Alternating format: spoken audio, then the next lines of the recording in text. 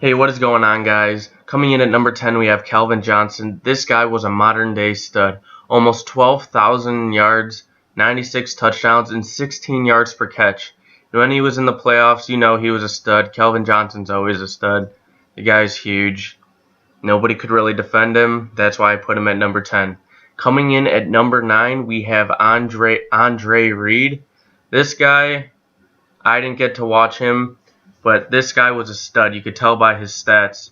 He's been to the playoffs 10 times. Unfortunately, he did not win a Super Bowl. He had 87 touchdowns, 13,000 yards. You could just tell this guy was hard to defend.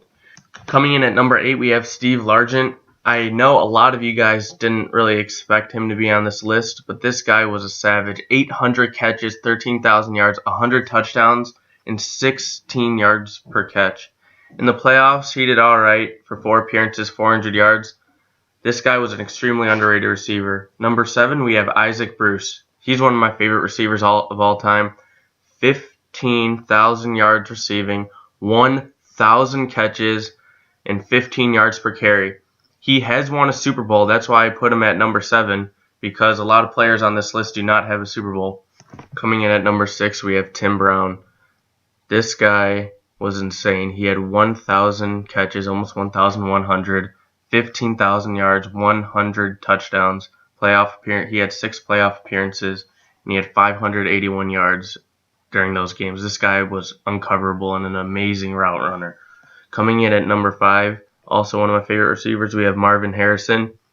Peyton Manning's favorite target, you could say, 1,100 catches, 14,500 yards, 128 touchdowns, a Super Bowl win, 10 playoff appearances, and 883 yards in the playoffs. This guy was ridiculous. One of my favorite receivers. Number 4, we have Cris Carter, the one-hand man. All he needed was one hand to catch the ball. 1,100 yards. This guy, just throw the ball to him and he would catch it. 10 playoff appearances, only 870 yards though, and he's never won a Super Bowl. This was one guy that deserved a Super Bowl in his career. I know I'm going to get heat for these last 2, but number 3, I have Terrell Owens. This guy was really, really cocky, which made him better personally, I believe. 1,000 catches, almost 16,000 yards, 153 touchdowns. This guy is somebody you would just throw the ball up in the air and he would catch it and come down with a touchdown. Number 2, personally, my favorite receiver of all time, Randy Moss. This guy was ridiculous. 982 receptions, 15,000 yards, 156 touchdowns. This guy, literally, you would have to throw the ball up and he would catch it somehow. This is the best receiver that I have watched in my lifetime. Number 1, pretty obvious, Jerry Rice. Not much you can say. 3 Super Bowl wins, 22,000 yards, almost 1,600 catches, almost 200 touchdowns, 16 playoff appearances, 2,245 yards.